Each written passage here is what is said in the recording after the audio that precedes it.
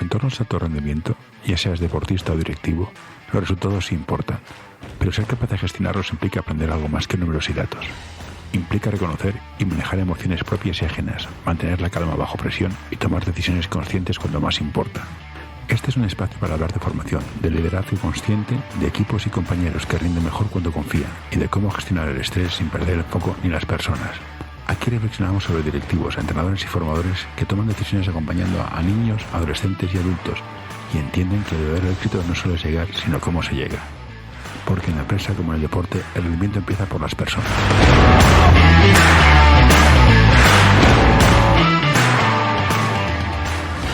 Hola Guillermo o Guille, como prefieras, gracias por estar aquí. No te conozco de nada porque no me gusta el fútbol, pero tú eras muy bueno jugando al fútbol y te pasaste al mundo de los psicólogos, que me gusta más, especialización de psicología. Buenos días, gracias por estar aquí. ¿Qué tal te va todo? Muy buenos días, José. Muchas gracias también por atenderme y muy bien, aquí con ganas de poder compartir, que creo que uno de los objetivos principales de compartir esta entrevista y de poder al final disfrutar juntos también. Vale, yo te conozco por Nuria Fons, que es coach y es jugadora de baloncesto de alto nivel, que me dijo, un chico de la entrevista me parece muy majo, muy interesante. Yo, pues fui y me gustó.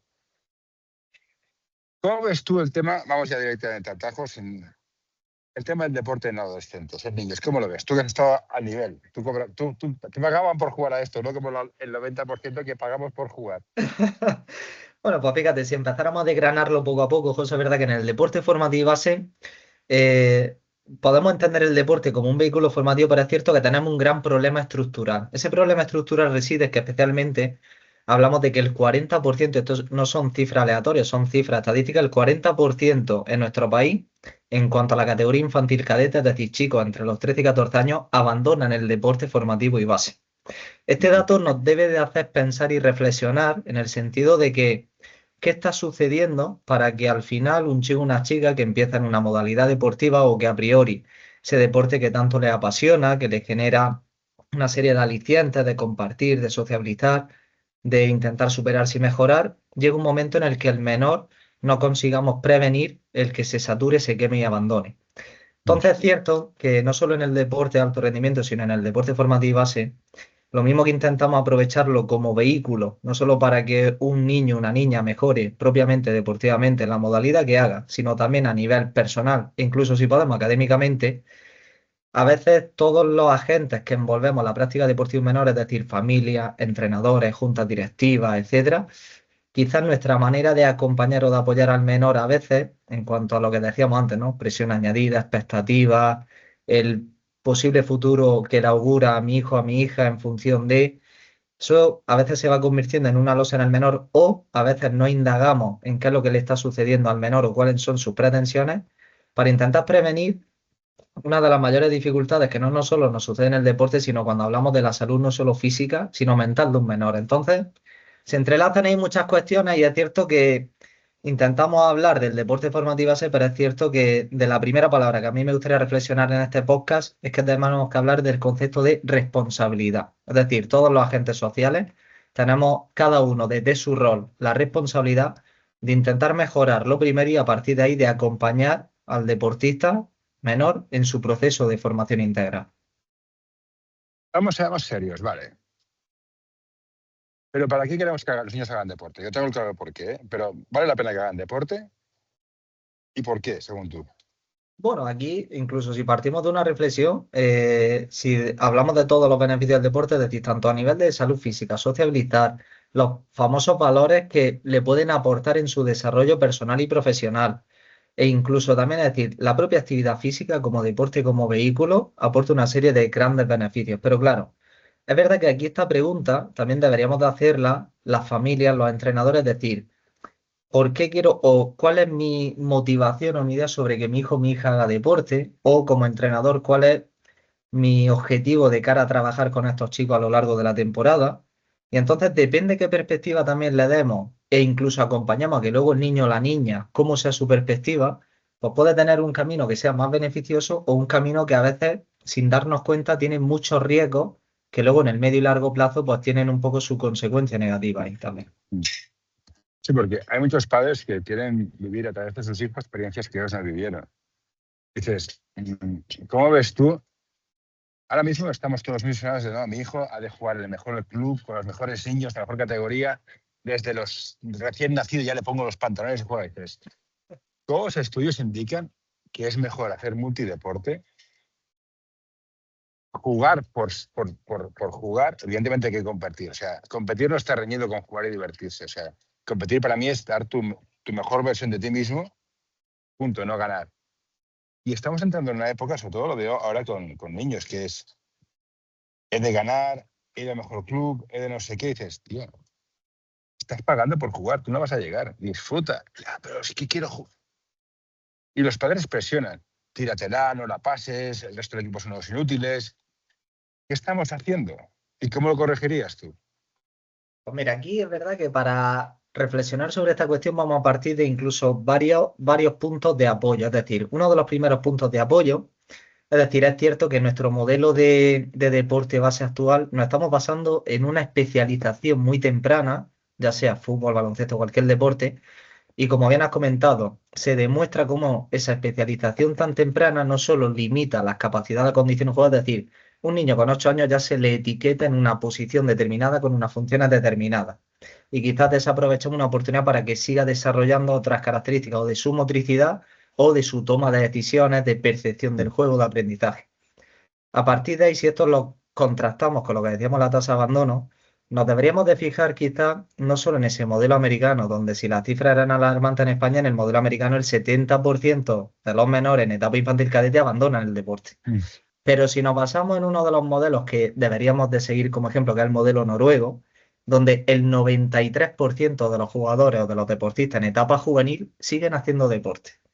Y ahora la reflexión es, hostia, ¿por qué tenemos estos contrastes? Es decir, si en lugar de basarnos en la especialización tan temprana, lo que tú has comentado, no solo con el multideporte, propiciamos que el menor en etapas iniciales desarrolle toda su motricidad, que pruebe varios deportes, en un mismo deporte, varias posiciones, todo es lo que va a promover a que luego, en lugar de generar esas especificaciones tan concretas, que lo pueden hacer que el niño o la niña se frustre, se sature, se queme, etcétera, ahí viene uno de los primeros riesgos. Ligado a otro punto de apoyo que has comentado, es el rol, por ejemplo, de la familia. Es decir, a veces no nos damos cuenta o queremos pensar que si le preguntamos a una familia que si le gustaría que si sus hijos fueran personas felices el día de mañana o que sean personas de provecho, casi todas entendemos o que todas las familias nos dirían que sí rotundo.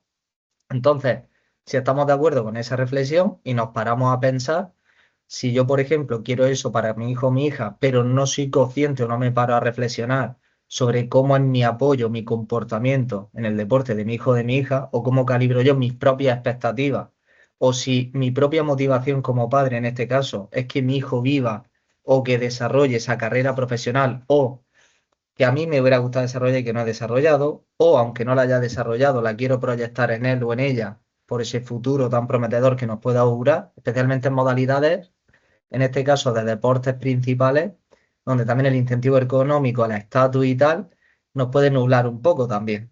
Entonces, ¿qué sucede? Que no nos damos cuenta a veces o queremos hacerles ver a las familias de que si tomamos conciencia y reflexionamos, aunque mi menor tenga una gran proyección en etapas iniciales del deporte, llámese fútbol, el porcentaje de probabilidad de que un menor llegue a ser deportista profesional a día de hoy, todos estos datos están ahí, los podemos buscar cuando queramos, es del 0,01%.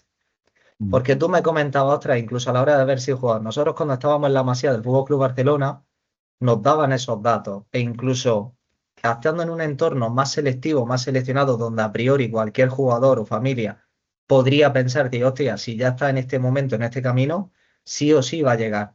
Aún así tampoco, porque como todo en la vida, nadie nos garantiza el resultado. Nadie nos garantiza que aunque un jugador tenga mucha proyección, vaya a llegar. Pero si es que llega, otra de las preguntas sería, bueno, ¿se mantendrá? ¿Sabrá hacer una buena gestión de todo ello?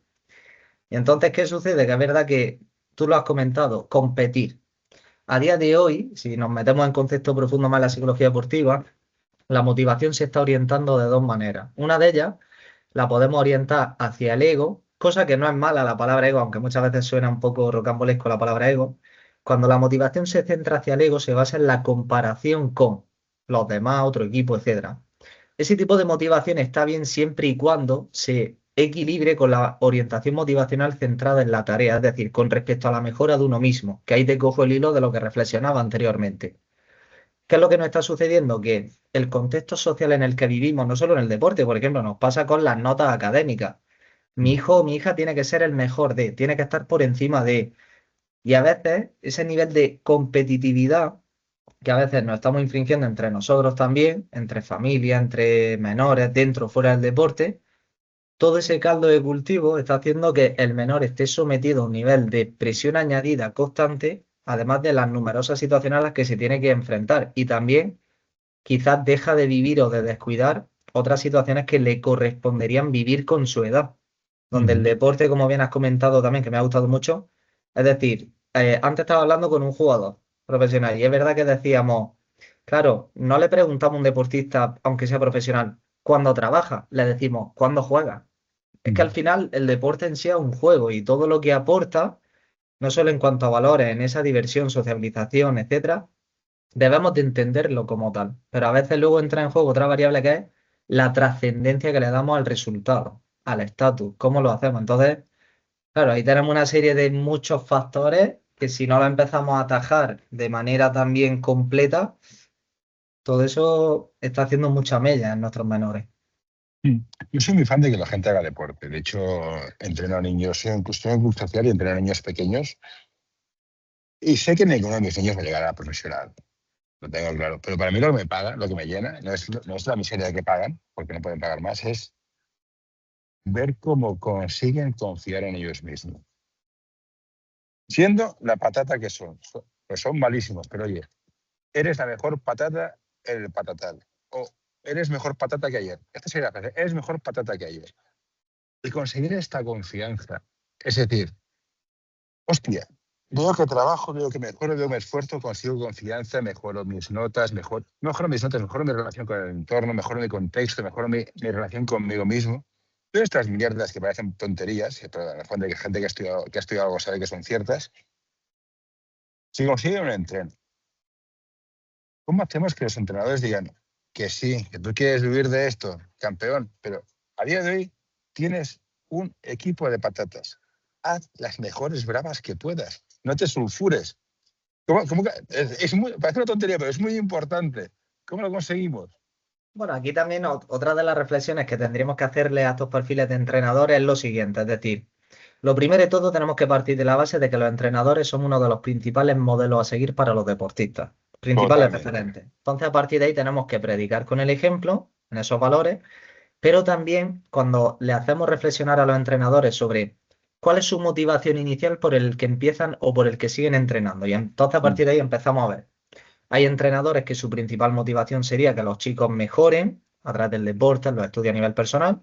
Otro tipo de motivación de un entrenador sería priorizar el resultado por encima de la mejora de los chicos. Es decir, chicos, si hay 4 que no tenéis que jugar, me da igual, yo quiero mi resultado. Sí, sí. Otro tipo de motivación podría ser, bueno, yo no renuncio a entrenar a un equipo profesional el día de mañana, pero yo tengo claro que este año en la temporada 26-27 estoy entrenando a la Levin del el San Andrés. Mm. Otro tipo de motivación sería, bueno, yo lo hago por el incentivo económico, sea menos, mayor, tal, y me da igual si los chicos mejoran o no mejoran, yo me saco No hay de mis ello, sí. pelas y tal. Entonces, claro, muchos entrenadores dirían, hostia, Guille, entonces tendríamos quizás todos los tipos de motivación y diríamos, probablemente, pero claro, la reflexión sería, ¿cuál priorizamos? Porque claro, si yo priorizo el resultado por encima de, o el incentivo económico por encima de, o el hacer una buena temporada para hacerla de situación trampolín para ver si me ficha tal equipo, ese camino tiene riesgo para las personas con las que trabajamos, porque aquí hay un concepto y es que hablamos de que los entrenadores trabajan con personas, acompañan a personas, son referentes de las personas con las que están trabajando y en base a lo que digan y a lo que hagan, eso va a tener un impacto en la formación de un niño o de una niña. Entonces, claro, la reflexión sería, bueno, no renunciamos a ganar, pero ojo, la prioridad es que los chicos mejoren, que se diviertan, lo que tú has comentado, que dentro de sus capacidades, de sus aptitudes, que sigan perseverando, que sigan luchando, que sigan mejorando. Sí, Ese es sí, el pues objetivo también. es que es esto. O sea, yo no te haré unas croquetas líquidas, pero te hago unas tortillas de patata que lo flipas. Uy, ya está bien. disfrútalo. Y esta obsesión de, no, yo quiero llegar arriba, quiero ser el mejor, y de, tío, que son niños. Te estás quemando, o sea, no entiendo qué satisfacción sacas. Pero igual con los padres. Estoy leyendo por Instagram, creo que, bueno, creo que sí, creo no, estoy seguro. Tienes una especie de colaboración con un ayuntamiento para hacer algo que, no sé si es lo que voy a decir ahora, pero si es esto, hostia, quiero que me lo explique.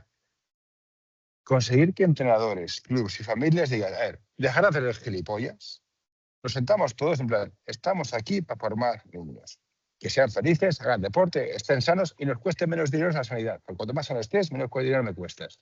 Que crezcan sanos mentalmente, con lo cual menos depresiones y menos suicidios, que hay un huevo de suicidios y no se habla.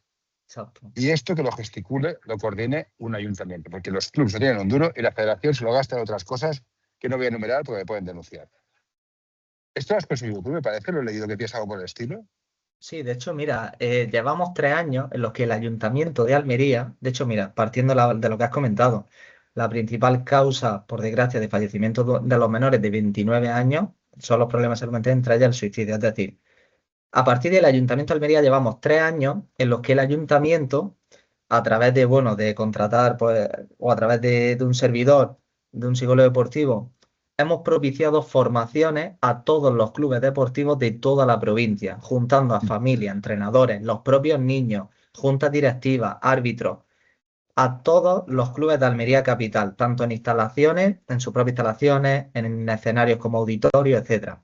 Pero es que además de eso, este año hemos dado un paso más. Hemos hecho que hemos fusionado en un proyecto deporte y educación. Es decir, el Ayuntamiento de Almería en su área de deporte ha hecho un convenio, una colaboración con FAPACE, que es la asociación de todas las AMPA de Almería, y a partir de ahí lo que vamos a hacer ahora son formaciones para todas las familias en los propios centros educativos, tanto de centros educativos como de clubes deportivos. Es decir, vamos a abarcar a todas las familias, tanto si hacen deporte como si no, porque consideramos que al final, cuando hablamos del bienestar emocional de un menor, de su salud física y mental, habrá muchos niños que evidentemente hagan deporte y tengan su actividad extraescolar, no solo deporte, música, artística, etcétera, pero hay otros que no. Y entonces lo que vamos a intentar ahora es hacer ver cómo a través del deporte puede ser vehículo y tal, pero cómo intentar seguir formando a todas esas familias, que evidentemente muchas veces nos encontraremos que algunas no tengan la predisposición, que a veces son las que más ruido hacen, pero la mayoría muchas veces no se les enseña el cómo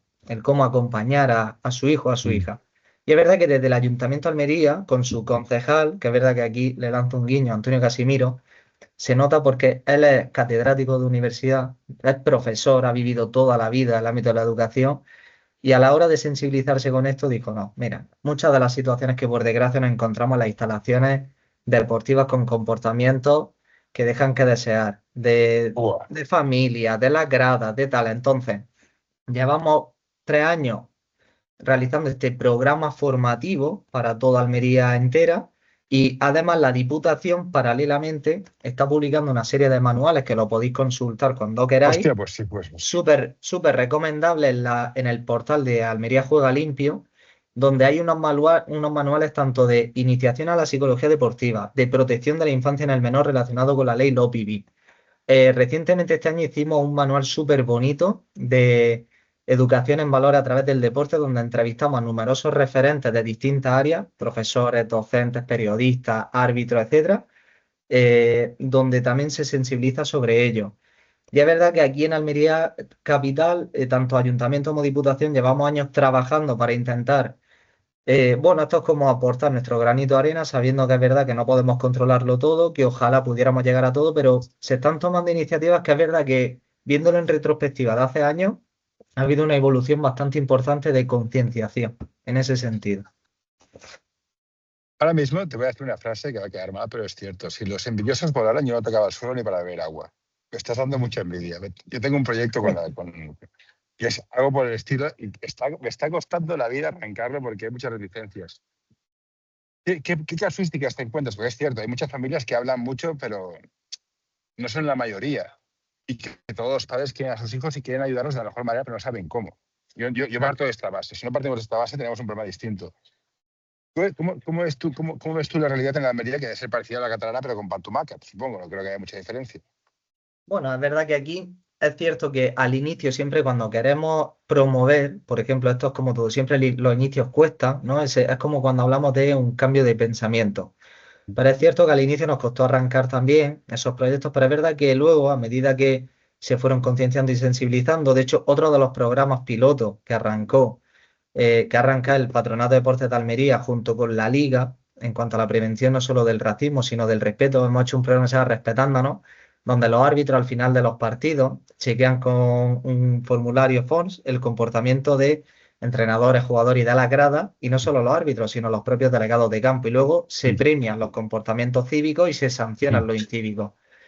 Todo eso al final lo que estamos promoviendo es que al final cuando hay una tendencia de familia, entrenadores que se suman cada vez más, hay otras personas que cuando están reticentes o en duda se tienen que posicionar y es verdad que luego ante esa duda pues se terminan animando y luego es verdad que luego reconocen, o nos ha pasado muchas veces que han habido muchas personas, familias y entrenadores o juntas directivas incluso que decían, no, nosotros éramos muy reacios a esto y decíamos que esto no servía para nada y que esto es lo de siempre, pero luego nos ha costado verlo, pero vemos un poco el sentido. E incluso con personas o juntas directivas que parecía impensable. Entonces, es verdad que al inicio cuesta, pero es un trabajo de perseverar, de hacer llegar, de darle continuidad, porque muchas veces uno de los riesgos es que cuando se empieza un proyecto, si a la Entonces, primera serio. de, claro, si a la primera de cambio diríamos, hostia, como no tiene aceptación, lo dejamos. Estaríamos precisamente nosotros siendo los primeros que tiramos la toalla. Entonces, bueno, necesitamos ya un periodo de soportar esa madurez del proyecto. ¿Cuánto tiempo te costó conseguir empezar a implantarlo? ¿6 meses? ¿1 año? Pues francamente, en los primer mes, 2 meses, es decir, porque es verdad que empezamos a funcionar, a darle bastante vida y luego también el boca a boca también fue un poco con mucha difusión, campañas de sensibilización, el ayuntamiento se volcó en redes sociales e incluso en MUPI, si no me equivoco se llama la palabra, con anuncios Sí. publicitarios donde están. Claro, hay una campaña bastante fuerte de publicidad, de sensibilización, de contacto continuo con los clubes, de intentar, incluso otra de las medidas fue cómo ir poco a poco implantándolo en el tema de las subvenciones, poco a poco, es decir, de carácter obligatorio, porque esto es como todo, cuando algo opcional o voluntario cuesta, pero cuando ya de alguna manera tienen que ir ya, Te toca el bolsillo. claro, les obliga a que ya lo prueben y una vez lo prueban ya ahí ya es nuestra responsabilidad hacerles cambiar el chip, pero es buscar el aliciente para, oye, no, señores, señora, tienen usted que presentarse aquí tal día. Y ahí es cuando pudimos arrancar eso. ¿Cuál crees que sea el problema principal? ¿El sexismo, el ganar por encima de todo, el no compañerismo? ¿Cuál es para ti el problema principal? El deporte de formación, ¿eh? Ya a alto nivel ya que todo el mundo. Bueno, es verdad que si tuviera que quedarme con alguno solo, yo creo que al final dentro del cúmulo de detalles, lo que más nos nubla, yo creo que quizás un exceso de ambición no calibrado. Es decir, a veces ese afán de o la necesidad de nos está haciendo que muchas veces en lugar de ser buenos competidores seamos muy competitivos, cosa que son completamente, hay polos muy diferenciados ahí. Y ese comportamiento me va a hacer que me lleva a equivocarme, no solo a tener un peor rendimiento deportivo, sino en cuanto a lo que queremos promover a través del deporte, me hace equivocarme en mis comportamientos, en dejar mucho que desear. Y a veces ese afán ostras, de quedar por encima de, o la necesidad de estar por encima de, creo que nos está haciendo bastante mella ahí. Sí, hay una cosa que me parece muy interesante, a veces se lo digo a los niños, que era, el equipo rival no es el equipo rival, son 12 padres que se han levantado un sábado por la mañana, han traído sus niños hasta aquí para que nosotros podamos jugar. Con respeto, porque nadie se levanta por la mañana porque sí, o sea, han venido para jugar con nosotros. Y tenemos una agresividad y una especie de forofismo, y dices, tío, que no, que ya me cuesta justificarlo en primera división, es el barrio A contra barrio B, y unos odios que dices, a mí me pasan, yo estoy del barrio de Horta, y hay 2 clubes en el barrio de Horta, y se ve que los tenemos que odiar, y dices, hostia, no lo acabo de entender. ¿Cómo elimináis estos odios que dices, tío, que vivís calle con calle? O sea, que sois del mismo barrio, colega. Hacéis el mismo deporte. Tenéis fotos de Ronaldinho, de Messi o de quien sea. O sea, que no os diferenciáis en nada, taraos. Ya, pero es que eres del equipo de al lado y yo del otro lado. Y dices, pero o sea, ¿qué te pasa a ti? ¿Cómo vencéis estas disputas? Y dices, Tío, es que no lo entiendo. ¿Cómo lo metéis? Es igual que a nivel de clubes en España, de España es que es del Barça, es del Español o es del Madrid. ¿Y? No lo entiendo. Evidentemente, aquí está el concepto de tolerancia, ¿no? Y es verdad que, hombre, echan una mano cuando a veces los referentes, los deportistas profesionales, los clubes profesionales, predican con el ejemplo en ello. Sí, ahí tienes razón. Porque, claro, esto también ayuda, pero es cierto que aquí nosotros lo que hemos intentado poco a poco es decir, han habido varias vertientes a través de las formaciones a la hora de generar no solo formaciones teóricas en sí, sino con muchas situaciones muy dinamizadas. Roleplay, imagínate que juntamos a dos clubes rivales en la misma formación y saca un padre, una madre, un entrenador de un equipo, de otro y a un niño y les pones distintos roleplaying, simula situaciones, reflexionamos, grupos de trabajo dinamizados.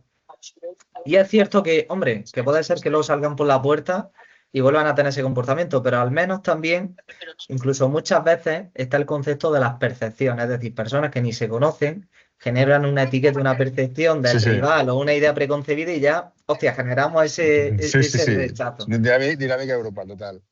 Y a partir de ahí, pues combinamos también eso con estos, luego dentro de las competiciones, pues todos esos comportamientos, que evidentemente lo mismo que está la tarjeta, nosotros le decimos la tarjeta verde, donde se premian comportamientos cívicos, es decir, cuando un chaval o una chavala tiene un comportamiento de valores, se le premia con ello. Y ahora lo que estamos haciendo es a los propios equipos en concreto o aficiones. Es decir, una cosa es animar y otra cosa lo que has comentado, el ser forofo. Y nosotros queremos que animen, pero sin ser forofos, respetando siempre.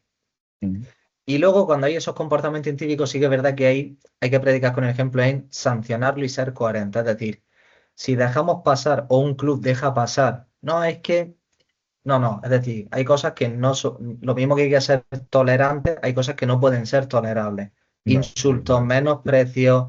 Entonces, claro, es verdad que aquí nos vemos en tesitura de que verdad, a veces el perjudicado o la perjudicada puede ser el deportista, pero su familia tiene que ser responsable con o en función de, pues bueno, eso también hay que sancionarlo. Porque lo mismo que hemos dicho, que hay familias que hacen un esfuerzo para que sus hijos puedan hacer deporte, también hay entrenadores que hacen un esfuerzo que incluso el deporte base no les remunera como tal para que puedan aprovechar y tal, pero también hay unos árbitros y unos jueces que están ahí para que sin árbitros y sin jueces no se podría hacer deporte ni competición. Y también hay que cuidar de esa figura porque a veces nos encontramos que es la que más sufre o la primera figura de insulto o de menosprecio siempre es el árbitro, ¿no? Y es como, otra.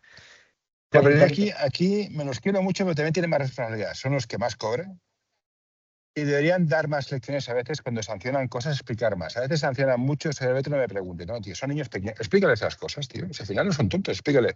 Que aquí todos repartidos, pero tienes razón. Ahí está otra de las responsabilidades, como cuando, por ejemplo, trabajamos o otras veces me ha pasado sobre todo con el fútbol, cuando me he hecho alguna formación específica, es decir, si hablamos del deporte base, que incluso los profesionales, cuando tú sacas una amonestación, pides una falta o un saque de banda, es como un refuerzo, es decir, si tú simplemente te dedicas a pitar, vale, pero si además de pitar, tanto si es a favor o en contra, le refuerzas con el contenido del mensaje específico, oye, no, mira, se saca así, esto tal, o esta entrada no es esto porque ha ido con la plancha muy arriba. Al final, los propios árbitros también tienen su rol de pedagogo y tenemos que aprovechar esa doble oportunidad, no solo como jueces, sino como pedagogos. Y hay otro, por ejemplo, por eso decíamos al inicio del podcast que cada rol tiene su responsabilidad de cómo acompañar, en este caso al deportista, y los árbitros aquí, dentro del juego, tienen mucho que ver también.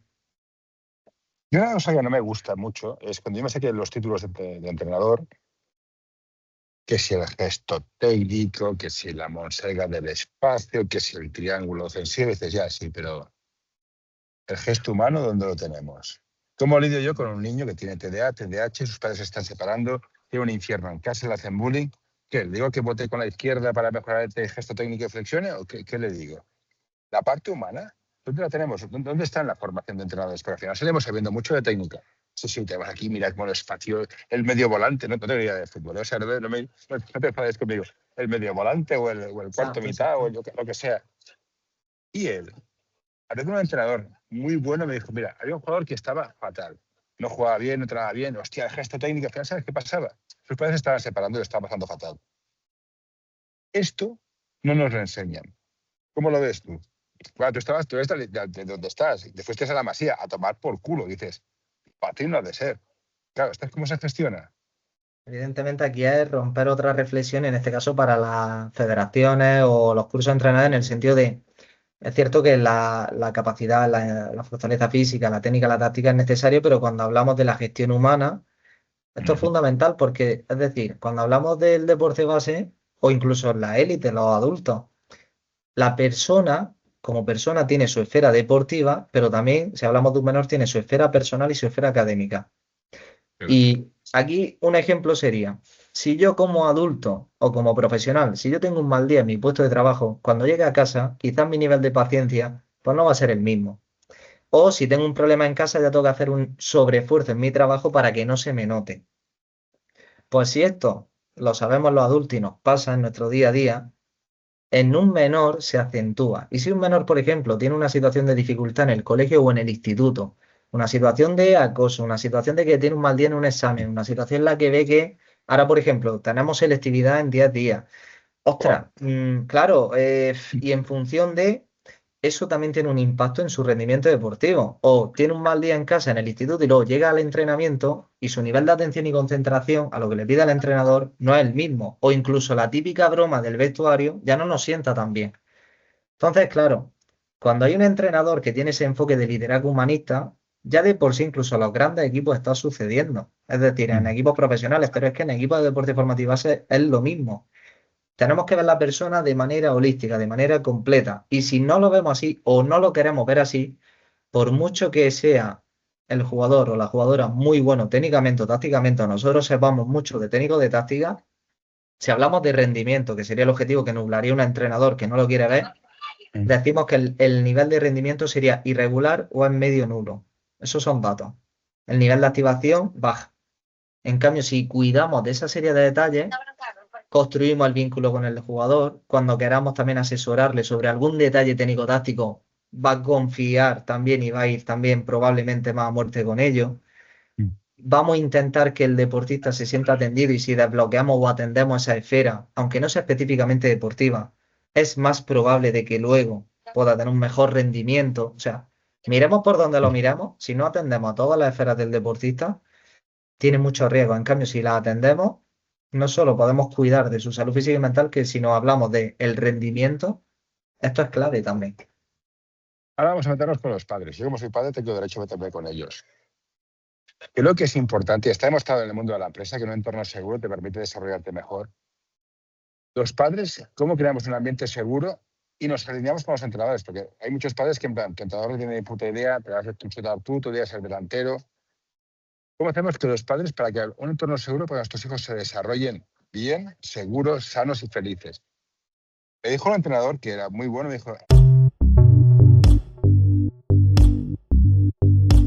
L'Associació Catalana d'Entrenadors i Entrenadores de Bàsquet dona suport a iniciatives que, com aquest podcast, treballen per millorar la formació, suport, acompanyament i promoció dels entrenadors i entrenadores de bàsquet. Vine a conèixer-nos a acep.es. Som com tu.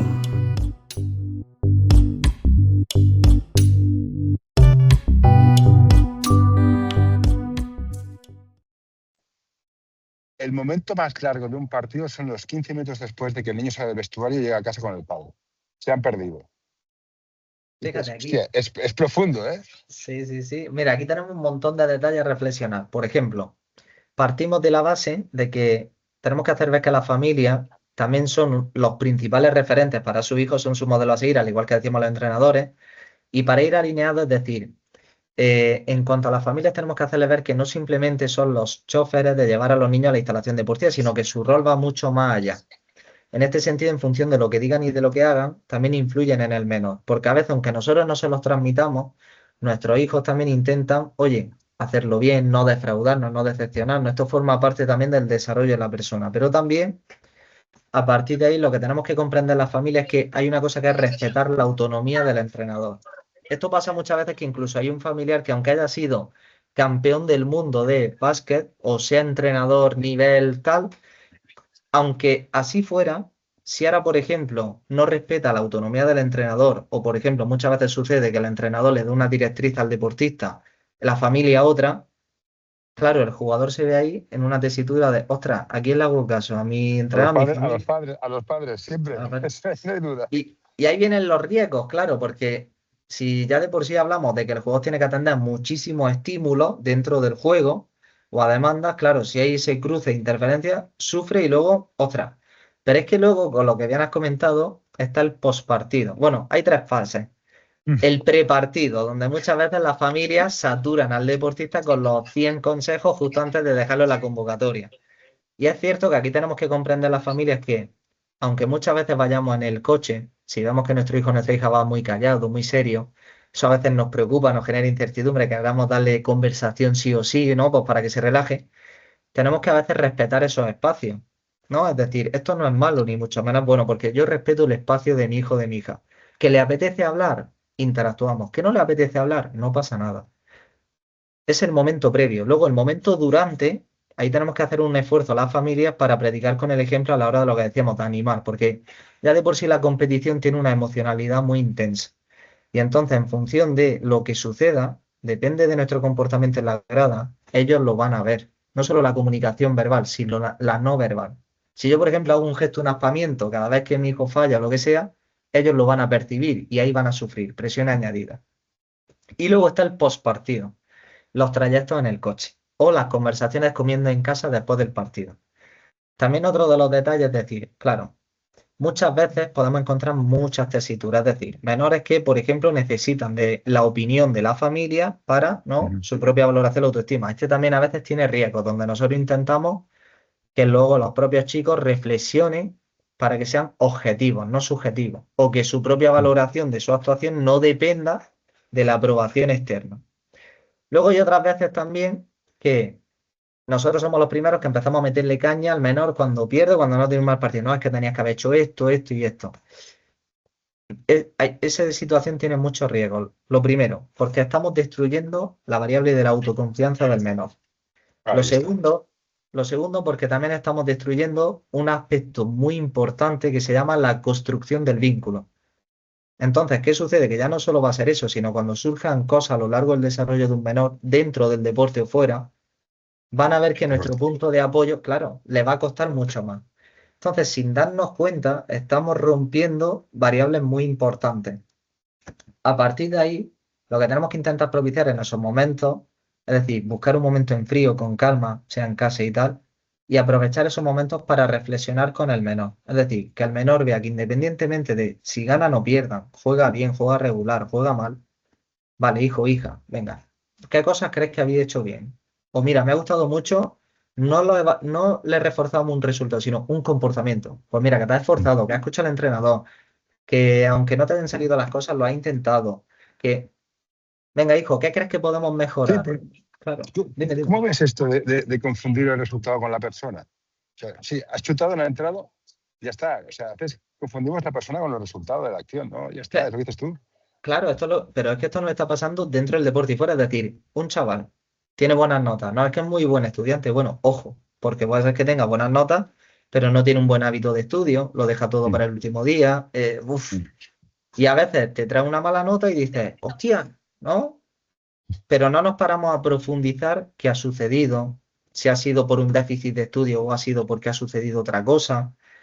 Y a veces como que llegamos a conclusiones generales a partir de experiencias aisladas. Y eso también tiene riesgo. Y eso especialmente le pasa a los entrenadores a la hora de valorar un partido o el post partido o la temporada de es que hemos jugado fatal o hemos jugado muy bien, ya, pero hay que profundizar, hay que reflexionar, hay que no llegar a una conclusión, hostia, general a partir de un momento concreto, sino hay que intentar también tener o intentar, hacemos reflexionar esa capacidad de que profundicen ahí.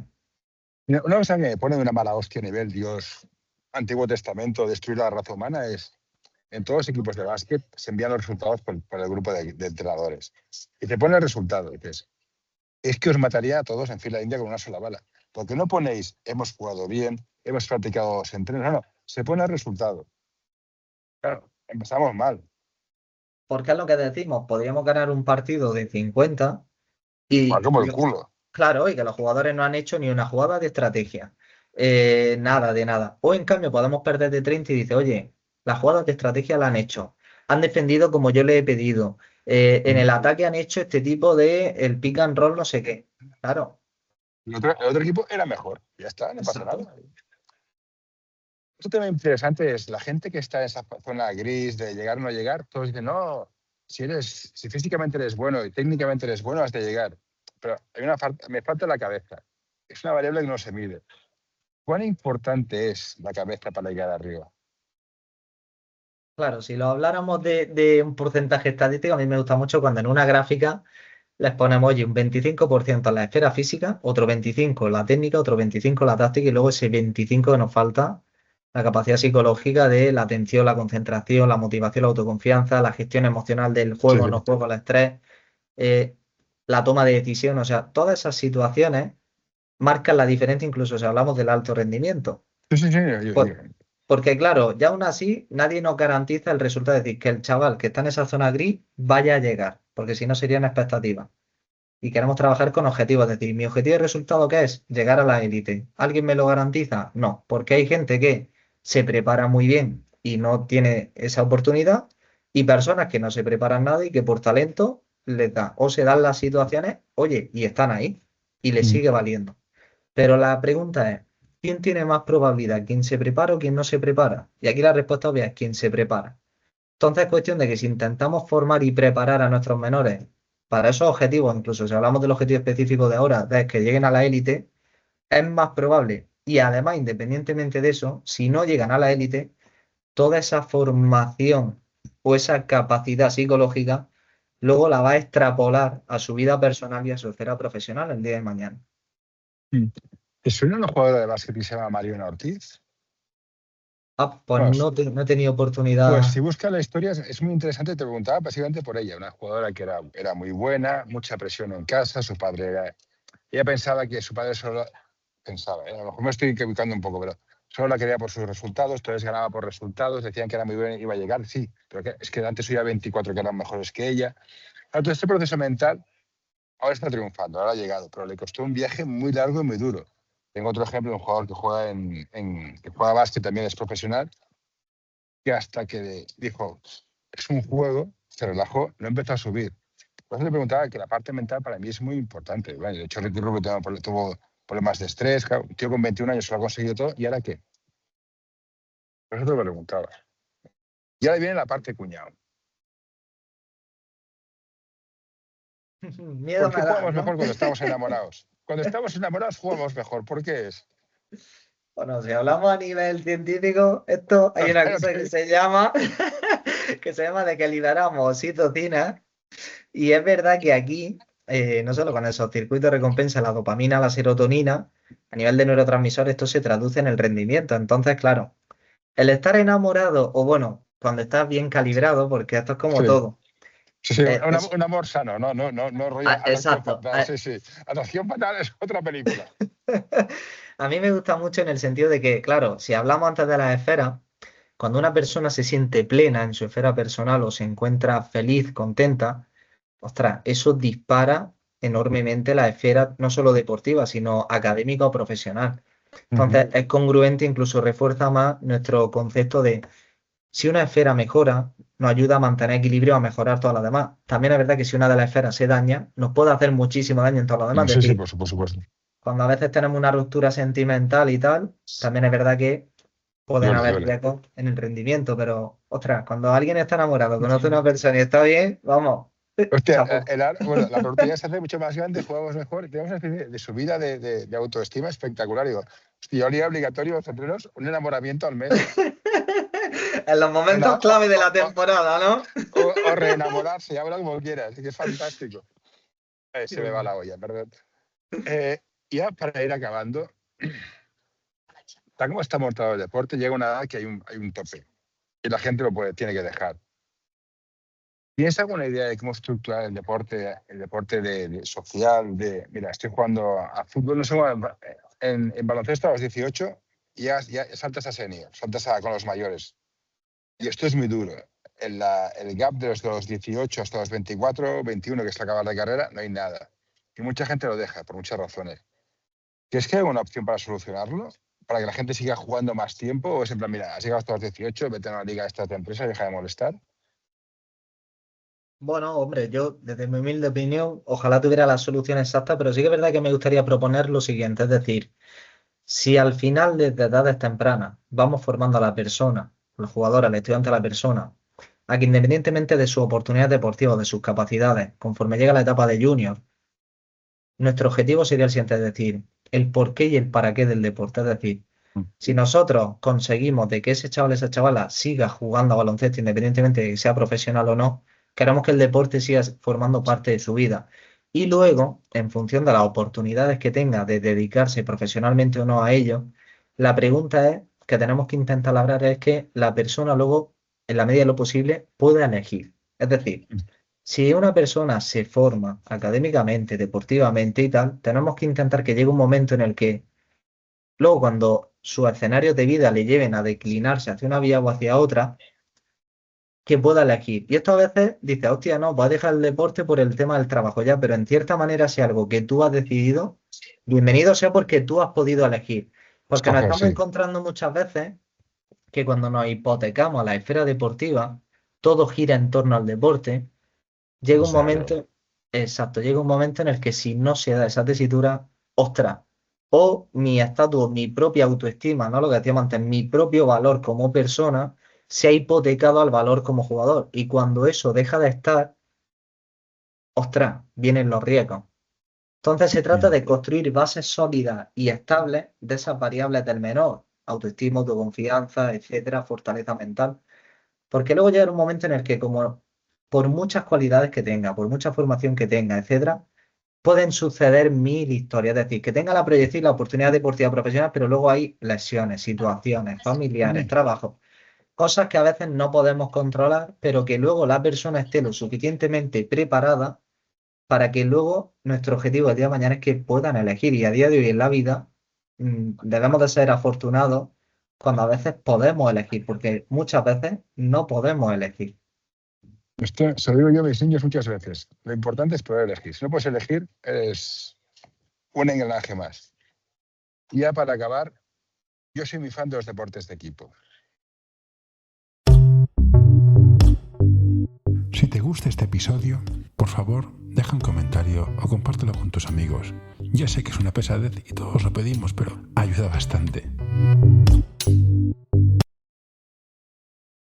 Un grupo, igual que cuando estás enamorado, juegas mejor. Cuando te llevas bien con tus compañeros, juegas mejor. ¿Cómo construyes la dinámica social, la dinámica grupal, como quieras llamarlo, en un grupo para que se conviertan en algo más que la suma de los talentos individuales? ¿Cuesta mucho? ¿Es difícil? ¿Sale natural? ¿Hay algún truco?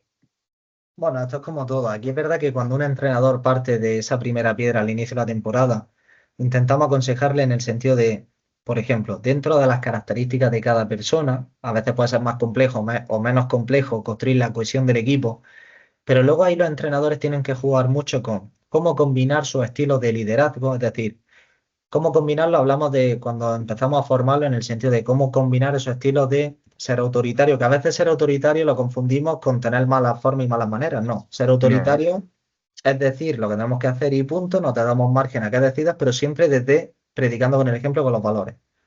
¿Cómo combinar esos estilos de ser consultivo, democrático, delegatorio? Todo esto les formamos de cómo combinar los estilos de liderazgo en función de las circunstancias concretas. Además de eso, cómo establecer esas normas y límites o ese reglamento en el que hay que ser luego coherente. Mantener esa triple C, normas claras, normas consistentes, pero a través de la coherencia, porque luego está en juego cómo el entrenador construye la credibilidad en el grupo. A partir de ahí seguimos sumando detalles y que si consigue cuidar de esa manera integral de cada deportista, no solo va a generar esa mayor reciprocidad o confianza a la hora de transmitirla a nivel técnico-táctico. Esto es como todo. Cuando hablamos de la construcción de la cohesión de un grupo, que depende de las características individuales de los jugadores, puede ser más complejo o menos complejo, si reunimos todos estos detalles, es más probable que el grupo, a medida que empiece y avance la temporada, se vaya consolidando. E incluso tendencias de deportistas individuales que a veces se vean un poco, decir, ostras, tendrán que posicionarse o decir, oye, o me amoldo y me sumo al grupo y nosotros le invitaremos, le abriremos la puerta a ellos, también es más probable de que suceda, en lugar de que se fragmenta. Entonces, bueno, esto es algo que se trabaja también, que nadie nos garantiza al final de temporada, pero sí que es verdad que lo que tenemos que intentar es no dejarlo de manera aleatoria, porque muchas veces lo dejamos de manera aleatoria y decimos, bueno, este año, como si lo interpretamos en el sentido de qué suerte he tenido, menos mal. Ese camino tiene riesgos porque vendrán otras temporadas con otros jugadores, otras casuísticas, y si no nos preparamos para ello o cómo aprendemos de cada experiencia para que pueda surgir en el día a día, quizás no le sacamos todo el jugo. Pero es verdad que esto es uno de los aspectos que sí que se trabaja también con los entrenadores. Yo con los pequeños tengo 3 fases. Es valores deportivos, llego puntual, llego preparado, saludo, me despido. Tu compañero es un compañero, no falla para fastidiarte. Somos todos un equipo, o sea, ganamos todos, perdemos todos, da igual quién la meta. Y luego entrenamos la técnica de deporte que yo hago, que es básquet. Estas son mis 3 fases en la temporada. Entonces, depende de qué rápido vaya, hacemos más básquet o menos. Esto es lo que hay. En fin, Guillermo, no te quiero agarrar más tiempo. No voy a cortar porque quiero hacerte un par de preguntas después, porque el proyecto que tienes aquí me encanta, me da una envidia que te cagas. Así que voy a despedirlo ahora y luego te colgaré. Muchas gracias, me ha encantado, un placer. Que te vaya bonito, que dicen por ahí. Y si pasas por Barcelona, ya iremos a verte. ¿Vale? Muchísimas gracias de corazón a ti, José. Ha sido un placer enorme también. Perfecto, pues ahora para Because I got the persistent vegetative state blues. Hey, what you doing there? Get away. No, don't you touch that. No, don't you pull that plug. No, hey, nurse! All right, I'm done.